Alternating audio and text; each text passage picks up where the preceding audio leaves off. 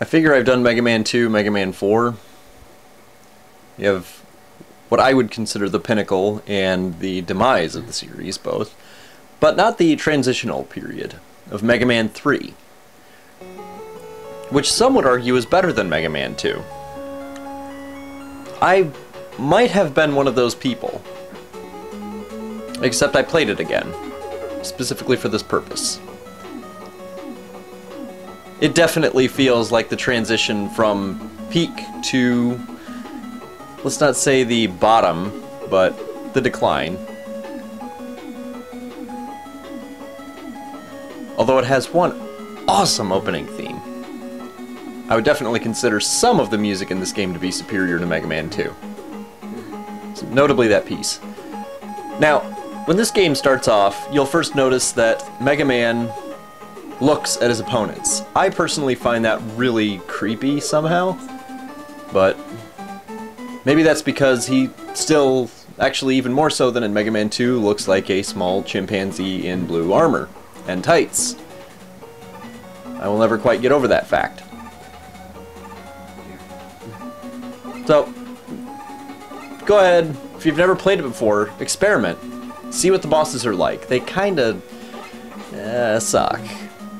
I really, in the end, did not care for most of the bosses in the same way that I liked the ones in Mega Man 2. Granted, Mega Man 2s were very simplistic in nature. Mega Man 3 is where they started getting a little more out there.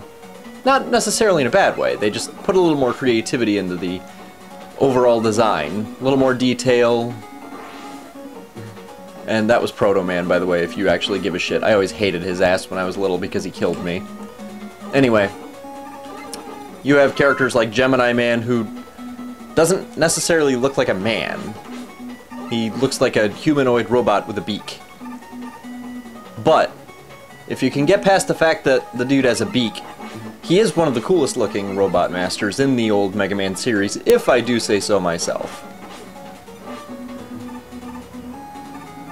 Now, of course, the game follows all the old conventions of Mega Man.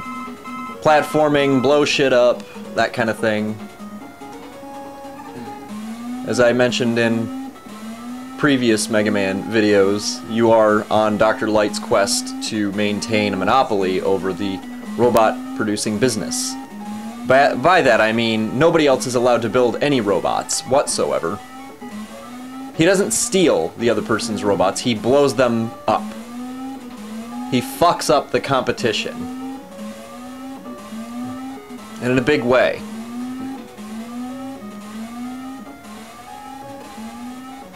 So you continue that quest, which in Mega Man 4 leads Dr. Wily to turn to outside sources for help, namely Soviet Russia. In this one, Dr. Wily still has a degree of wealth left to him, although it has definitely been spent from the first two games. There's nothing remotely as cool in terms of mini-bosses in this one. In fact, this is where you can really see Dr. Wily get really fucking desperate. This is where you can see where the old man's like, shit, I'm spending all of my retirement fund? I mean, he could barely pay his Medicare copay at this point. So he's gotta break Dr. Light's stranglehold on the market. The man is very obviously not capable of doing anything else with his time or life.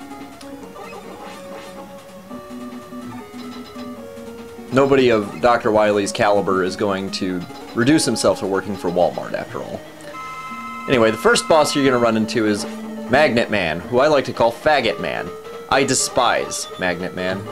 At first, when I saw him, I thought he looked kind of cool, and his abilities are, I mean, kind of cool as well. The problem with Faggot Man, the reason why he gains that moniker, is the fact that that's right there 90% of what he'll probably do to you. I don't know why. There's not really any rhyme or reason to which attack he decides to use. His attack pattern is the same. He jumps 3 times like a fucking asshole. If he lands on you, that's where most of the damage he's gonna do comes from.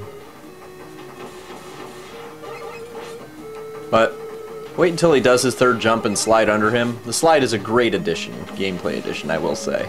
That is something I would love to see in the second. But Just follow that pattern and he dies relatively easy. Which you could argue is against political correctness by saying that gay people die quickly and easily.